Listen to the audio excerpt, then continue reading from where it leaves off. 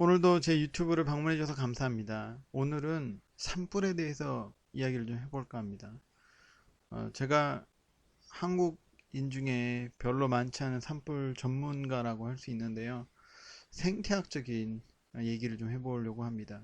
그리고 산불에서 나오는 굉장히 많은 거짓말들, 그리고 미신들, 그런 것들에 대해서 오늘 얘기를 좀 해볼까 합니다. 일반인들 아니면 학자로서는 산불이라는 말을 들었을 때 어떤 단어가 연상이 되시나요? 보통은 파괴, 피해, 사고, 죽음 이런 부정적인 단어들이 연상이 되는 것이 일반적입니다. 그리고 많은 경우에 있어서 산불 진화라는 것을 연상하는 경우가 상당히 많습니다. 산불 진화의 거짓말이라는 얘기를 하고 싶은데요. 산불학자로서 가장 유명한 사람 중에 한 명인 파이는 산불에 대해서 가장 거짓된 믿음은 우리가 불을 내고 또 불을 끌 수 있다라는 믿음이라고 했습니다. 저희가 불을 낼 수 있는 것은 맞습니다. 하지만 저희가 정말 불을 끌 수 있을까요? 저희가 그럴 능력이 있나요? 물론 저희가 성냥불 같은 거 끌 수 있습니다. 하지만 저희가 정말 산불을 끌 수 있나요?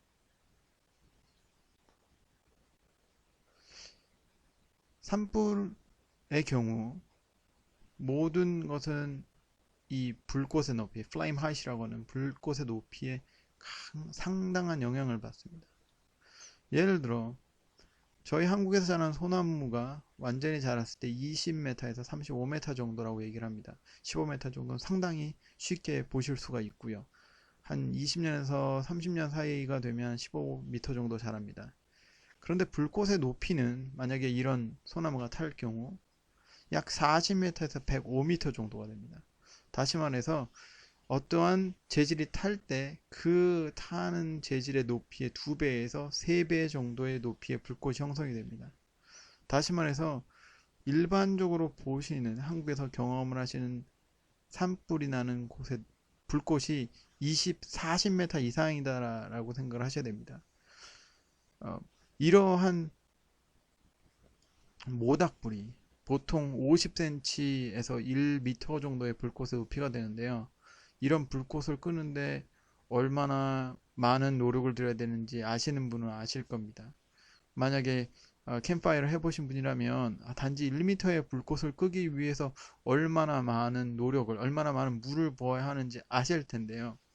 불꽃의 높이가 40에서 100m가 된다면 거기에 드는 노력은 상상을 초월합니다.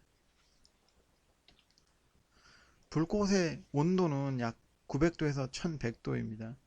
이것은 저희 나라는 침엽수가 위주이기 때문에 한국은 침엽수가 위주이기 때문에 이런 정도의 온도가 나고요. 화력수는 사실 조금 더 낮습니다. 불꽃의 높이가 100m 정도 되고요. 이 경우에는 난류, 와류, 그리고 회오리 바람, 파이어 토네이도 등 여러 가지 기상, 그러니까 미시 기상 현상이 생기게 됩니다. 어느 정도의 기상 현상이 생기냐면요. 비행기 같은 경우에는 날 수가 없습니다. 특히 낮은 고도에선 날 수가 없습니다. 그렇기 때문에 소방 헬기가 나오는 것입니다. 낮은 고도에서 날 수 있는 소방 헬기가요.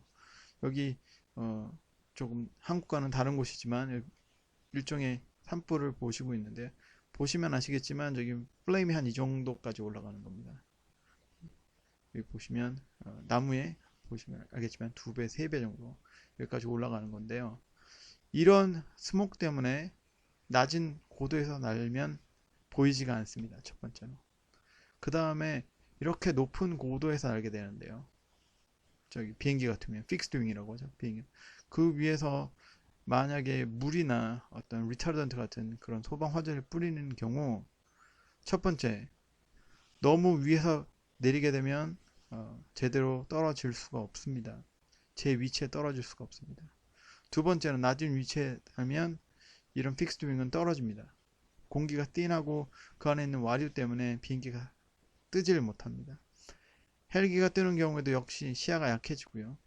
만약에 이렇게 높고 고온의 빛이 있는 경우 헬기에서 떨어지는 물의 양이 크게 진화에 도움이 되지 않습니다.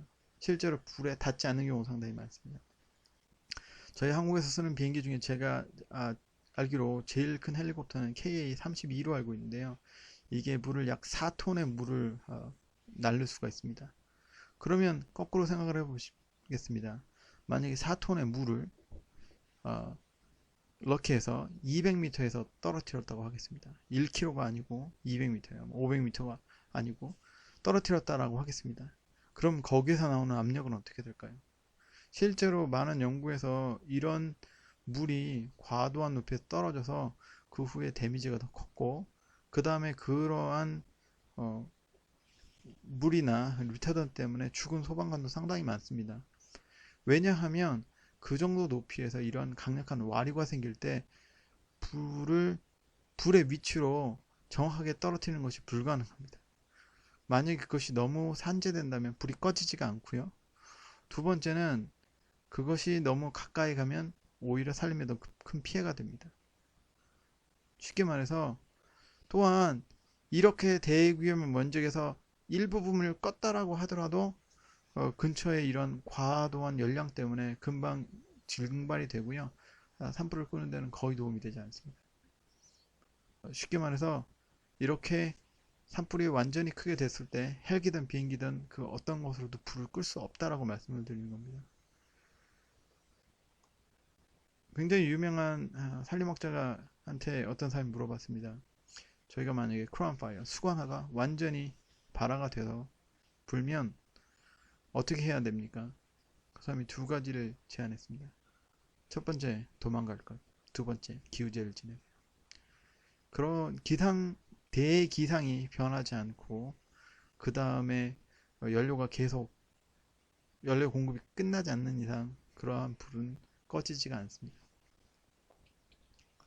두 번째, 몇 년 전에 실제로 보고된 보고입니다. 제가 그 표를 갖고 있지는 않아서 제가 대강 그림을 만들었는데요. 아이디어를 전달하기엔 충분할 것이라고 생각합니다. 실제 미국에서 수십 년 동안 산불 방제에 드는 노력, 들인 돈과 연간 실제로 산불이 타는 면적을 계산해 봤더니 돈이 많이 들어갈수록 그 넓이는 늘어간다는 것입니다. 이 그래프는 명확하게 저희가 갖고 있는 산불 방제 정책의 한계를 보여주고 또한 무언가 잘못됐다라는 것을 보여줍니다. 그래서 캐나다 같은 경우에는 패러다임 시프트라고 해서 산불 방제에 저희가 갖고 있는 패러다임을 바꾸어야 한다는 그런 강한 드라이브가 걸리기도 했죠. 어쨌든 제가 드리고 싶은 말씀은 두 가지입니다. 현재 저희가 알고 있는 방법으로는 산불을 끌 수가 없습니다. 그리고 저희가 지금처럼 계속해서 돈을 늘린다면 산불을 막는 데는 한계가 있을 것입니다. 많은 경우 헬기의 효용이 과하게 광고가 되는데요. 이것은 대부분의 경우 어떤 부서가 그거에 대한 예산을 따고 예산에서 긍정적인 영향을 받기 위함이 더 큰 것이 사실입니다. 누구도 말하고 있지는 않지만 그러한 진실이 숨어져 있는 경우가 굉장히 많죠. 옛날 황하의 치수에 대해서 들어보신 적이 있는지 모르겠습니다. 신화지만 고는 둑을 쌓아서 치수를 합니다. 저 위에서 하늘나라에서 식양을 훔쳐서 물을 막으려고 하죠. 결국 실패합니다. 고는 이런저러한 이유로 죽게 되죠. 곤의 아들이었던 우는 물길을 터서 취소합니다. 다시 말해서 물을 막는 것이 아닌 적당한 분산을 시킴으로써 물을 관리하게 되죠. 그것이 바로 우의 치수에 대한 전설입니다. 그것과 똑같이 산불이라는 것도 탄소 순환의 관점으로 본다면 숲과 대기에서 아주 간략하게 표현을 하자면 숲과 대기에서 탄소가 서로 교환이 됩니다. 광합성, 그리고 저희가 분해라고 하는 디컴포지션이 있죠. 그리고 불도 역시 그것에 대한 작용을 하는 것입니다. 저희가 불을 막는다면 이 밸런스가 있는 시스템에서 한쪽에 카본이 더 많아지게 될 것입니다. 그러면 저희가 갖고 올 수 있는 결론은 대규모 산불밖에 없죠. 그래서 제가 옛날에 한국과 인터뷰를 할 때도 이런 식으로 한다면 대규모 산불이 날 수밖에 없다라는 얘기를 했던 적이 있습니다. 지금도 그런 신문을 찾아보시면 제가 옛날에 했던 말들이 나올 텐데요.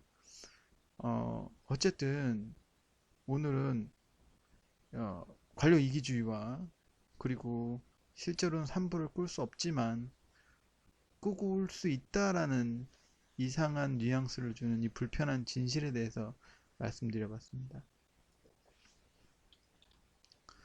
오늘도 들어줘서 감사하고요. 제가 오늘 했던 내용이 단 몇 분에게라도 도움이 되었으면 하고 바랍니다. 예, 좋은 하루 되시기 바랍니다. 안녕히 계세요.